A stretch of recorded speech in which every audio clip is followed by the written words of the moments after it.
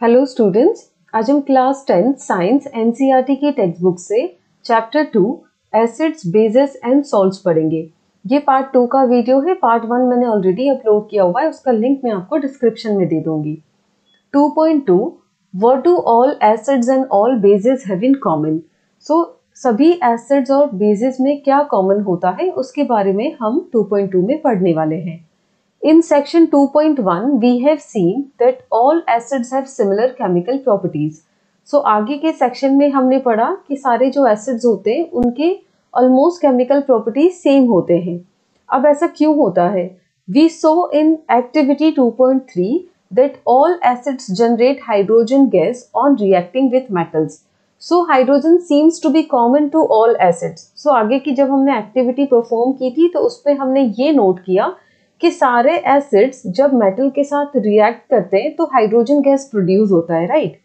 Late us perform an activity to investigate. अब एक activity perform करके हम इन्वेस्टिगेट करते हैं कि whether all compounds containing hydrogen are acidic. क्या सारे कंपाउंड्स जिसमें हाइड्रोजन प्रेजेंट होता है क्या वो एसिडिक होते हैं, राइट। तो चलिए एक एक्टिविटी करके देखते हैं। एक्टिविटी 2.8 क्या करना है इसमें? Take solutions of glucose, alcohol, hydrochloric acid, sulphuric acid etcetera. ये सॉल्यूशंस लेने हैं। ग्लूकोज का फॉर्मूला है C6H12O6, अल्कोहल का फॉर्मूला है C2H5OH, हाइड्रोक्लोरिक एसिड होता है HCl और सल्फ्यूरिक एसिड का फॉर्मूला है H2SO4। Fix 2 nails on a Coke and place the Coke in 100 ml beaker. तो यहाँ पे ये एक बीकर लिया हुआ है और यहाँ पे कुछ इस तरीके से ये जो खीली है वो प्लेस करनी है। Connect the nails to the two terminals of a 6-volt battery through a bulb and a switch is shown in the figure 2.3। और ये nails को कुछ इस तरीके से अरेंज करना है कि यहाँ पे देखिए इसका ये जो टर्मिनल है वो हमें बैटरी से ज्वाइन करने हैं, बीच में बल्ब भी लगाना है एज वेल एज स्विच भी लगाना है। Now pour some dilute HCl in the beaker and switch in the current। अब इसके अंदर dilute HCl डालना है हमें। dilute HCl मतलब dilute हाइड्रोक्लोरिक एसिड और स्विच जो है वो ऑन कर देनी है। Repeat with dilute sulphuric acid. Same जो प्रैक्टिकल है वो हमें सल्फ्यूरिक एसिड के साथ भी रिपीट करना है और फिर ऑब्जर्वेशंस नोट करने हैं। Repeat the experiment separately with glucose and alcohol solutions and what do you observe now. अब ये सेम जो प्रैक्टिकल है, सेम जो एक्सपेरिमेंट है, आपको glucose as well as alcohol के साथ भी रिपीट करना है और ऑब्जर्वेशंस नोट करने हैं। Does the bulb glow in all cases? तो ऐसा बिल्कुल भी नहीं होगा। HCl और H2SO4 के केस में डेफिनेटली बल्ब जो है वो ग्लो करेगा, पर ग्लूकोज और अल्कोहल के केस में ऐसा नहीं होगा। अब यहाँ पे देखिए जबकि ग्लूकोज और अल्कोहल के अंदर भी तो हाइड्रोजन होता है, तो फिर यहाँ पे क्यों बल्ब ग्लो नहीं करेगा?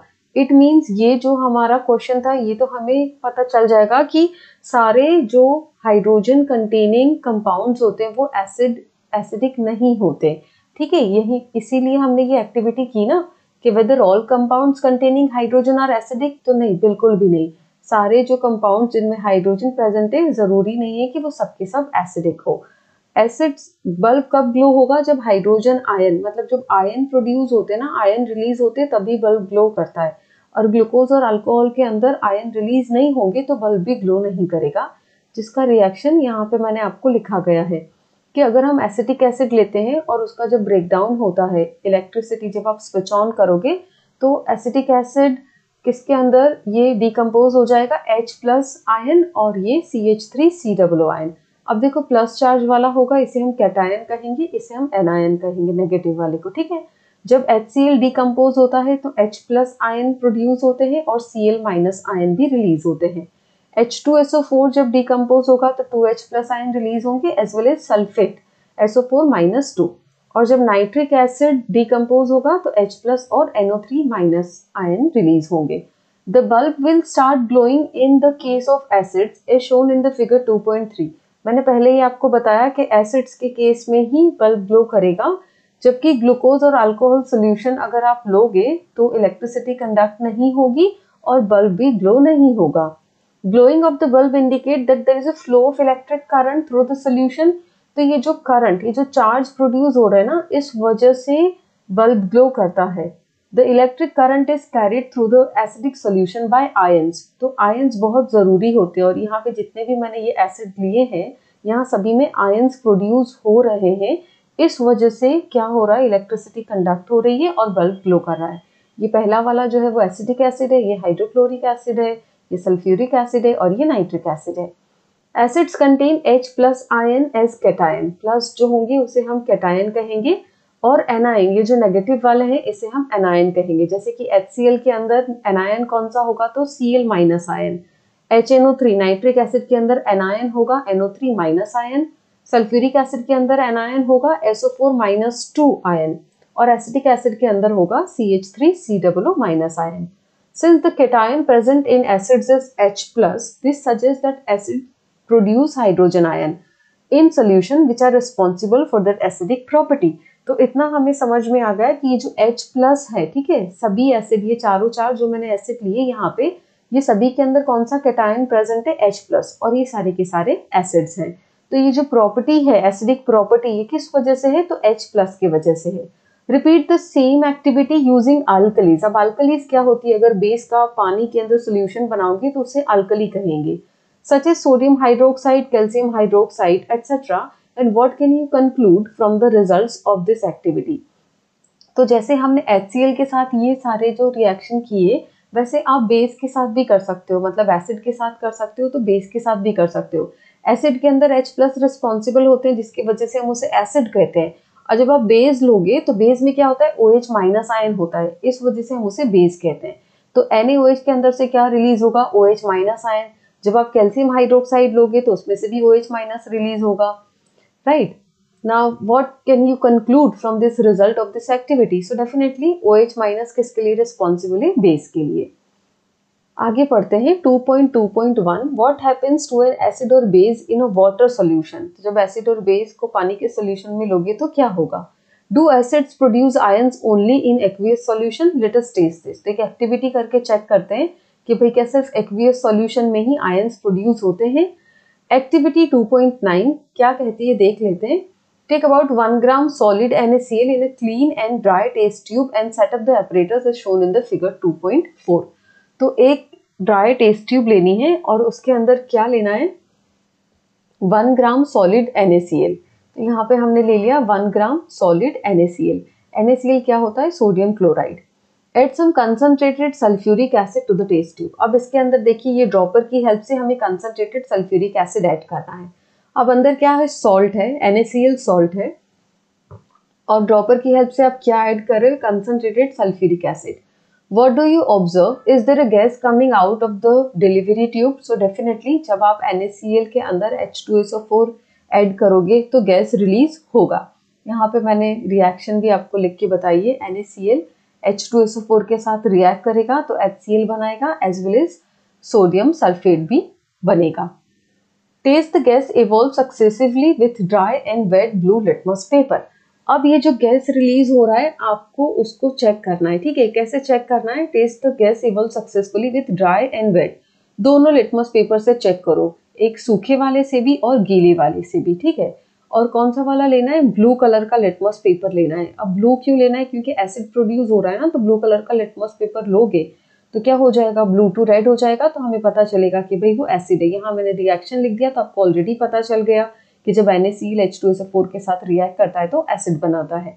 इन which case does the litmus paper change colour. तो अब किसके साथ, सूखे वाला लिटमस पेपर लोगे तब कलर चेंज होगा या गीला वाला लोगे तब चेंज होगा। On the basis of the above activity what do you infer about the acidic character. तो ये जो एक्टिविटी परफॉर्म की उससे आप क्या कंक्लूजन निकालते हो। सो जब आप ड्राई HCl गैस होगा, no change in litmus paper, ठीक है। और जब HCl सोल्यूशन होगा तो जो आपने ब्लू लिटमस पेपर लिया है वो रेड हो जाएगा। सो इससे तो ये तो हमें पता चल गया, राइट, कि जब ड्राई होगा तो लिटमस पेपर चेंज नहीं होगा। This experiment suggest that hydrogen ions in HCl are produce in the presence of water. So hydrogen ion कब रिलीज होंगे, तो जब वाटर के साथ सोल्यूशन बनेगा तभी हाइड्रोजन आयन रिलीज होते हैं। The separation of H+ ion from HCl molecules can not occur in absence of water. और जब एब्सेंस होगी मतलब ड्राई HCl गैस होगा तो H+ आयन प्रोड्यूस नहीं होगा। अब देखिए यहाँ पे HCl जब H2O के कांटेक्ट में आता है तो H2O जो है वो ये HCl के जो एक H है उसके साथ कंबाइन हो जाएगा और H3O+ बना देगा और Cl- यहाँ पे एज एन क्लोराइड आयन बन जाएगा। अब ये जो H3O+ है इसे हाइड्रोनियम आयन भी कहते हैं, ये आपको याद रखना है। Hydrogen ions can not exist alone. अब हाइड्रोजन आयन अकेले पॉसिबल ही नहीं है, वो इतने क्या कहते हैं उसको, इतने एक्टिव होते हैं, इतने रिएक्टिव होते हैं कि वो अकेले पॉसिबल होंगे ही नहीं, वो फौरन क्या करेंगे, किसी ना किसी के साथ कंबाइन हो जाएंगे। But they exist after combining with water molecule. तो यहाँ से जो H+ रिलीज होता है, मतलब जब हाइड्रोक्लोरिक एसिड ब्रेक डाउन होता है उसमें से जो H+ रिलीज होता है वो फौरन किसके साथ कंबाइन हो जाता है, पानी के साथ, और क्या बना देता है, हाइड्रोनियम आयन बना देगा। Thus hydrogen ions must always be shown as H+ और हाइड्रोनियम आयन। सो बेसिकली हम एसिड का जो H+ है उसे ज्यादातर H+ से नहीं बल्कि H3O+ से बनाते हैं, क्योंकि वो ज्यादा लंबा समय तक वो एग्जिस्ट ही नहीं करता अकेले। जैसे ही HCl का H+ अलग होता है वो फौरन पानी के साथ कंबाइन होकर H3O+ that is hydronium ion बना देता है। तो यहाँ पे हाइड्रोनियम आयन कैसे बना उसका भी रिएक्शन बताया गया है कि H+ जब H2O के साथ कंबाइन होता है तो हाइड्रोनियम आयन बनता है। We have seen that acids give H3O+ or H+ ion in water. Let us see what happens when a base is dissolved in water. तो जब आप बेस को डिसॉल्व करोगे पानी में तो क्या होगा, तो Na अलग हो जाएगा एज अ कैटायन, सोडियम है ना Na+ कैटायन, और OH अलग हो जाएगा एज एन एनायन। अब वैसे ही दूसरा भी एक एग्जाम्पल लिया है, ऊपर ये जो एग्जाम्पल था ये सोडियम हाइड्रोक्साइड का था, ये जो एग्जाम्पल है ये पोटेशियम हाइड्रोक्साइड का है। तो जब पोटेशियम हाइड्रोक्साइड का पानी के अंदर सोल्यूशन बनेगा तो K+ अलग हो जाएगा, OH- अलग हो जाएगा।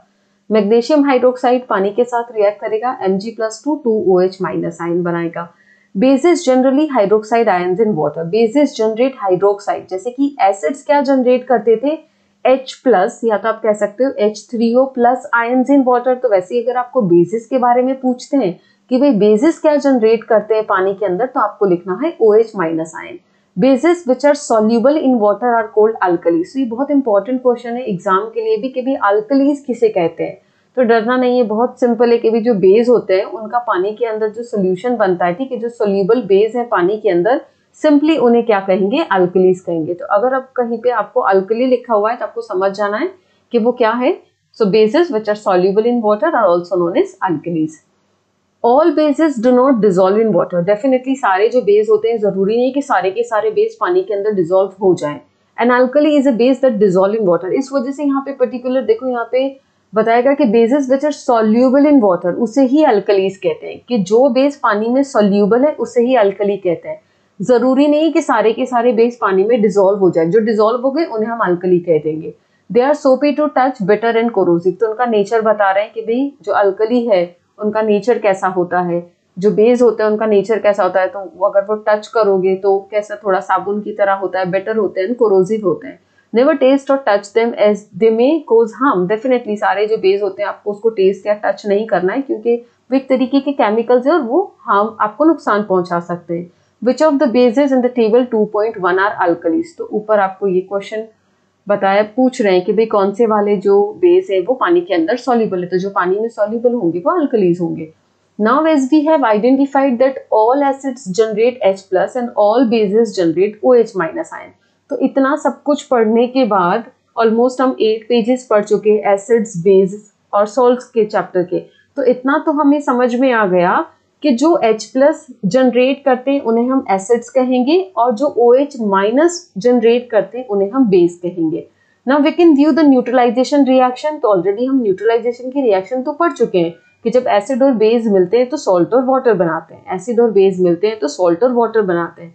ये क्वेश्चन भी एग्जाम के लिए बहुत इंपॉर्टेंट है, आपको इनडायरेक्टली डायरेक्टली कैसे भी करके ये क्वेश्चन पूछा जा सकता है कि न्यूट्रलाइजेशन रिएक्शन लिखो या तो फिर एसिड और बेस मिलके क्या प्रोड्यूस करते हैं। और एक एग्जाम्पल के साथ भी बताया हुआ है कि भाई HCl और NaOH अगर मिलेगा, सो HCl is acid, NaOH is base, और क्या फॉर्म करेंगे, तो सॉल्ट दैट इज NaCl और वाटर दैट इज H2O। यहाँ पे ये जनरल रिएक्शन है, HX, H तो सभी में कॉमन है, ठीक है, और ये Cl मीन्स ये हेलोजन फैमिली से बिलोंग करता है, तो यहाँ पे X लिखा हुआ है, plus MOH, M means metal, तो यहाँ पे N है, कुछ और भी हो सकता है, K भी हो सकता है, Mg भी हो सकता है, कैल्शियम भी हो सकता है, कुछ भी हो सकता है, ठीक है। जब ये M और X मतलब ये दोनों मिलेंगे तो सॉल्ट बनेगा। अब यहाँ से एक H और ये OH में आप ऐड कर दो तो H2O बन जाएगा, इट मीन्स वो वाटर फॉर्म हो गया। यहाँ पे भी आपको क्लियर पता चल रहा है कि जो भी एसिड्स होते हैं वो H+ जनरेट करते हैं, जो बेस होते हैं वो OH- जनरेट करते हैं, और जब एसिड और बेस मिलते हैं तो सॉल्ट और वाटर बनाते हैं। Now let us see what is involved when water is mixed with an acid or a base. तो जब आप एसिड और बेस के अंदर पानी मिक्स करोगे तो क्या होगा।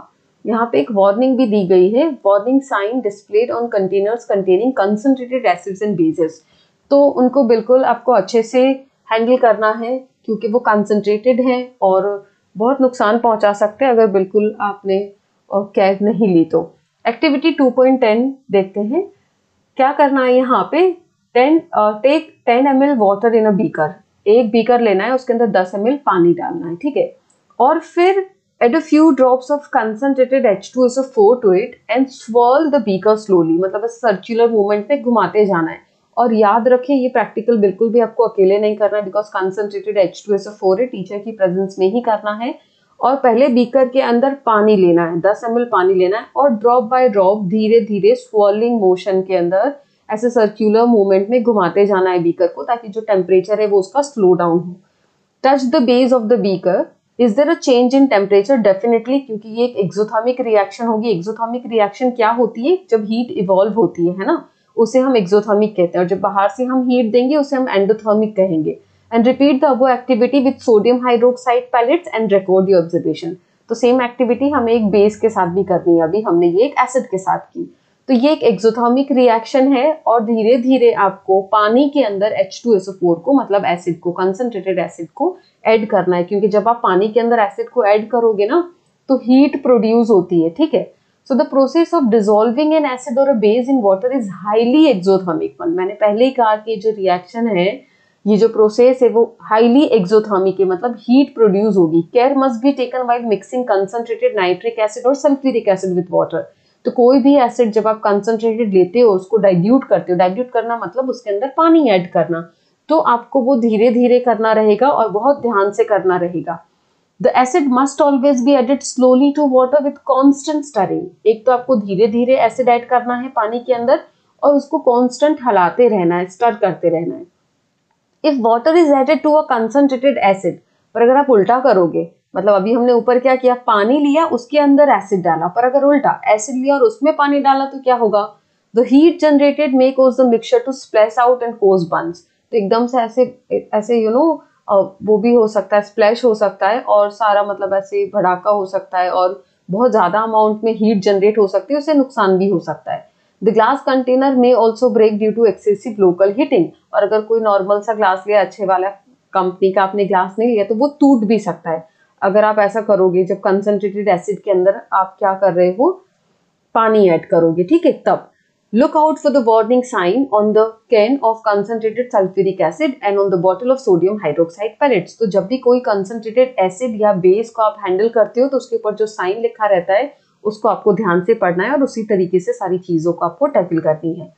Now mixing an acid or a base with water results in a decrease in the concentration of ions per unit volume. Such a process is called dilution and the acid or base is said to be diluted. तो जब आप कोई भी acid या base के अंदर पानी डाल रहे हो तो इसका तो यही मतलब है ना कि उसके H प्लस आयन, उसके H3O प्लस आयन, उसके OH minus ion per unit volume में कम हो रहे हैं, ठीक है। तो वो जो मेथड है, वो जो प्रोसेस है, उसे हम क्या कहेंगे? डाइल्यूशन। क्योंकि आपने क्या किया, वाटर का अमाउंट बढ़ा दिया और जो नंबर ऑफ एसिड्स और बेस के जो आयंस है वो आप कम कर रहे हो, तो उसे हम डाइल्यूट करना कहेंगे। मतलब किसी भी चीज के अंदर आप पानी ऐड करोगे तो उसकी जो कंसंट्रेशन है वो कम हो जाएगी, तो उससे हम कहेंगे कि हमने उसे डाइल्यूट कर दिया। कुछ क्वेश्चंस हैं वो भी सॉल्व कर लेते हैं। Why do HCl, HNO3, etc. show acidic characters in aqueous solutions while solutions of compounds like alcohol and glucose do not show acidic character? तो क्यों HCl और HNO3 एक्वियस सोल्यूशन में एसिडिक कैरेक्टर शो करते हैं जबकि alcohol और glucose नहीं करते? क्योंकि अल्कोहल और ग्लूकोज को जब आप पानी के साथ मिक्स करोगे तो आयंस फॉर्म नहीं करते, जबकि HCl ले लो या तो कोई HNO3, दूसरे कोई भी एसिड्स ले लो, तो वो क्या करते हैं? आयन रिलीज करते हैं। और आयन रिलीज होंगे उसी को हम, जैसे कि H प्लस रिलीज हुआ तो उसे हम एसिड कहेंगे, तो उस वजह से ही उसका एसिडिक कैरेक्टर होता है, जबकि ग्लूकोज और अल्कोहल ऐसा नहीं करते। दूसरा क्वेश्चन है हमारा, why does N aqueous solution of N acid conduct electricity? Why does N aqueous solution of N acid conduct electricity? तो कोई एसिड का एक्वियस सॉल्यूशन है तो वो क्यों इलेक्ट्रिसिटी कंडक्ट करता है? So the presence of hydrogen या तो फिर हाइड्रोनियम आयन की वजह से एसिड जो है वो इलेक्ट्रिसिटी कंडक्ट करेगा। इलेक्ट्रिसिटी कंडक्ट होने के लिए आयंस बहुत इंपॉर्टेंट है। अगर आयंस जनरेट नहीं होंगे, आयंस रिलीज नहीं होंगे सोल्यूशन के अंदर, तो इलेक्ट्रिसिटी भी कंडक्ट नहीं होगी। थर्ड क्वेश्चन है, Why does dry HCl gas not change the color of the dry litmus paper? तो dry HCl gas क्यों चेंज नहीं करेगा? क्योंकि उसके अंदर हाइड्रोजन आयंस नहीं होते। It has no hydrogen ions in it. इस वजह से कलर चेंज नहीं होगा। फोर्थ क्वेश्चन है, while diluting an acid, why is it recommended that the acid should be added to water and not water to the acid? तो अभी बहुत detail में हमने पढ़ा कि क्यों ऐसा करना चाहिए कि पहले पानी लेना है और उसके अंदर हमें धीरे धीरे से क्या करना है, एसिड ऐड करना है, क्योंकि ये जो रिएक्शन है वो हाईली एक्सोथर्मिक है। इस वजह से डाइल्यूट करते समय हमें धीरे धीरे पानी के अंदर एसिड ऐड करना है, ना ही कि उल्टा एसिड के अंदर पानी डाल देना है। ठीक है। उसके बाद क्वेश्चन नंबर 5 है, how is the concentration of hydronium ions affect when a solution of N acid is diluted? तो अगर आप डाइल्यूट करते हो, डाइल्यूट करना मतलब पानी डाल रहे हो, तो क्या होगा, जो हाइड्रोनियम आयन की कंसंट्रेशन है वो कम हो जाएगी। Hydronium ion means H+ ion की जो कंसंट्रेशन है वो कम हो जाएगी। This means the strength of the acid decreases. सीधी सी बात है, अगर आप पानी डालोगे तो एसिड जो है वो अब डाइल्यूट हो गया, तो उसकी जो स्ट्रेंथ है वो कम हो जाएगी। सिक्स्थ क्वेश्चन है, how is the concentration of hydroxide ions affected when excess base is dissolve in a solution of sodium hydroxide? फिर से क्वेश्चन रिपीट करती हूँ, how is the concentration of hydroxide ions affected when excess base is dissolve in solution of sodium hydroxide? So concentration of hydroxide ion would increase. तो अगर और ज्यादा आप base add करोगे तो क्या होगा, OH माइनस का जो कंसंट्रेशन है वो इंक्रीज होगा। तो इस लेक्चर में हम इतना ही रखते हैं। नेक्स्ट वाले लेक्चर में हम 2.3 से आगे कंटिन्यू करेंगे।